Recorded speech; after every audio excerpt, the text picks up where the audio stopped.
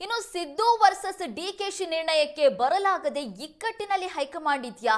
ಡಿಕೆಶಿ ಪರ ನಿರ್ಣಯ ತೆಗೆದುಕೊಂಡ್ರೆ ಸಿದ್ದು ಬಂಡೇಳುವ ಆತಂಕ ಇದೆ. ಮತ್ತೊಂದು ಕಡೆ ಸಿದ್ದರಾಮಯ್ಯ ಅವರನ್ನೇ ಮುಂದುವರಿಸಿದ್ರೆ ಡಿಕೆ ಶಿವಕುಮಾರ್ ಸಿಡಿದೇಳುವ ಭೀತಿ ಕಾಡ್ತಾ ಇದೆ. ನಿರ್ಣಯ ತೆಗೆದುಕೊಳ್ಳಬೇಕಾದಂತ ಒತ್ತಡದಲ್ಲಿ ಕಾಂಗ್ರೆಸ್ ಹೈಕಮಾಂಡ್ ಇದೆ. ಕಾಂಗ್ರೆಸ್ ಹೈಕಮಾಂಡ್ಗೆ ಇಬ್ಬರು ನಾಯಕರು ಬೇಕು ಅನ್ನುವಂತ ಸ್ಥಿತಿ ಈಗ. ಒಬ್ಬರ ಪರ ನಿರ್ಣಯ ಮಾಡಿದ್ರೆ ಮತ್ತೊಬ್ಬರು ಬಂಡೇಳುವ ಆತಂಕ ಹೈಕಮಾಂಡ್ ಅನ್ನ ಕಾಡ್ತಾ ಇದೆ. ಯಾಕಂದ್ರೆ ಹೈಕಮಾಂಡ್ಗೆ ಕರ್ನಾಟಕದ ಕಾಂಗ್ರೆಸ್ ಅತಿ ಮುಖ್ಯವಾಗಿರೋದು.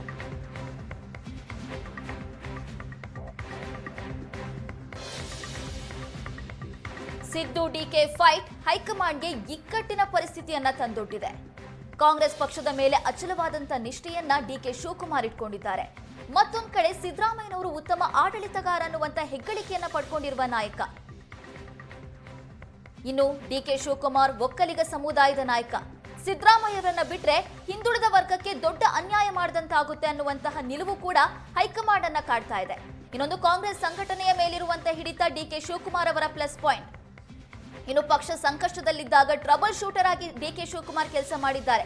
ಮತ್ತೊಂದು ಕಡೆ ಸಿದ್ದರಾಮಯ್ಯ ಎಲ್ಲಾ ಜಾತಿಗಳನ್ನ ಒಟ್ಟಾಗಿ ತೆಗೆದುಕೊಂಡು ಹೋಗಿದ್ದಾರೆ. ಇನ್ನು ಡಿಕೆ ಶಿವಕುಮಾರ್ ಕಾಂಗ್ರೆಸ್ ಪಕ್ಷದ ಮೇಲೆ ಅಚಲವಾದಂತ ನಿಷ್ಠೆಯನ್ನ ಇಟ್ಕೊಂಡಿರುವ ನಾಯಕ. ಸಿದ್ದರಾಮಯ್ಯ ಉತ್ತಮ ಆಡಳಿತಗಾರ ಅನ್ನುವಂತಹ ಹೆಗ್ಗಳಿಕೆಯನ್ನ ಪಡ್ಕೊಂಡಿರುವ ನಾಯಕ. ಹೀಗಾಗಿ ಇವರಿಬ್ಬರಲ್ಲಿ ಯಾರನ್ನ ಒಬ್ಬರನ್ನ ಬಿಟ್ಟರೂ ಕೂಡ ಅದು ಹೈಕಮಾಂಡ್ಗೆ ದೊಡ್ಡ ತಲೆನೋವಾಗೋದು ಗ್ಯಾರಂಟಿ. ಸಿದ್ದರಾಮಯ್ಯ ಅವರನ್ನ ಬಿಟ್ರೆ ಡಿಕೆ ಶಿವಕುಮಾರ್ ಅವರಿಗಾಗಲ್ಲ, ಡಿಕೆ ಶಿವಕುಮಾರ್ ಅವರನ್ನ ಬಿಟ್ರೆ ಸಿದ್ದರಾಮಯ್ಯನವರು ಬಂಡೇಳುವಂತ ಸಾಧ್ಯತೆ ದಟ್ಟವಾಗಿದೆ.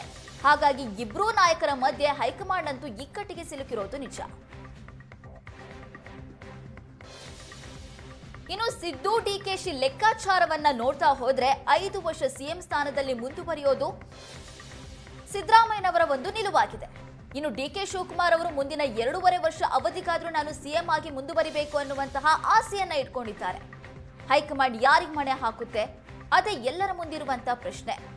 ಇನ್ನು ಸುಲಭಕ್ಕೆ ಅಧಿಕಾರ ಬಿಟ್ಕೊಡಬಾರದು ಅನ್ನುವ ಲೆಕ್ಕಾಚಾರವನ್ನ ಸಿದ್ದರಾಮಯ್ಯನವರು ಹಾಕೊಂಡಿದ್ದಾರೆ. ಮತ್ತೊಂದು ಕಡೆ ಡಿಕೆ ಶಿವಕುಮಾರ್ ಅವರು ಸಿದ್ದರಾಮಯ್ಯ ಸಿಎಂ ಸ್ಥಾನವನ್ನ ಬಿಟ್ಟುಕೊಡ್ಬೇಕು ಅಂತ ಪಟ್ಟು ಹಿಡಿತಾ ಇದ್ದಾರೆ. ಅಧಿಕಾರ ಹಂಚಿಕೆ ಒಪ್ಪಂದ ಆಗಿಲ್ಲ ಅನ್ನುವ ವಾದವನ್ನ ಸಿದ್ದರಾಮಯ್ಯ ಮಾಡ್ತಾ ಇದ್ರೆ ಡಿಕೆ ಶಿವಕುಮಾರ್ ಅವರು ಹೈಕಮಾಂಡ್ ಒಪ್ಪಂದವನ್ನ ಮಾಡ್ಕೊಂಡಿದೆ ಅಂತ ಹೇಳ್ತಾ ಇದ್ದಾರೆ. ತನ್ನ ಆಪ್ತರಿಗೆ ಕೆಪಿಸಿಸಿ ಅಧ್ಯಕ್ಷ ಸ್ಥಾನ ಕೊಡಿಸಬೇಕು ಅಂತ ಸಿದ್ದರಾಮಯ್ಯ ಇದ್ರೆ ಡಿಕೆ ಶಿವಕುಮಾರ್ ಅವರು ಸಿಎಂ ಸ್ಥಾನ ಕೊಟ್ರೆ ಕೆಪಿಸಿಸಿ ಅಧ್ಯಕ್ಷ ಸ್ಥಾನಕ್ಕೆ ನಾನು ರಾಜೀನಾಮೆ ಕೊಡ್ತೀನಿ, ನನಗೆ ಯಾವುದೇ ಪ್ರಾಬ್ಲಮ್ ಇಲ್ಲ ಅಂತ ಹೇಳ್ತಿದ್ದಾರೆ. ಮತ್ತೊಂದು ಕಡೆ ಕ್ಯಾಬಿನೆಟ್ ಪುನರಚನೆ, ಹೆಚ್ಚುವರಿ ಡಿಸಿಎಂ ಅನ್ನ ಸೃಷ್ಟಿ ಮಾಡಬೇಕು ಅಂತ ಸಿದ್ದರಾಮಯ್ಯನವರು ಲೆಕ್ಕಾಚಾರ ಹಾಕೊಂಡಿದ್ರೆ ಡಿಕೆ ಶಿವಕುಮಾರ್ ಅವರು ಮುಂದಿನ 2.5 ವರ್ಷದ ಅವಧಿಗೆ ನಾನೇ ಸಿಎಂ ಆಗಬೇಕು ಅಂತ ಹೇಳ್ತಾ ಇದ್ದಾರೆ. ಒಟ್ನಲ್ಲಿ ಇಬ್ಬರ ನಾಯಕರ ಮಧ್ಯೆ ತೀವ್ರ ಜಟಾಪಟಿ ಏರ್ಪಟ್ಟಿದ್ದು ಹೈಕಮಾಂಡ್ ಏನ್ ಮಾಡುತ್ತೆ ಅನ್ನುವಂಥದ್ದೇ ಸದ್ಯಕ್ಕಿರುವ ಕುತೂಹಲ.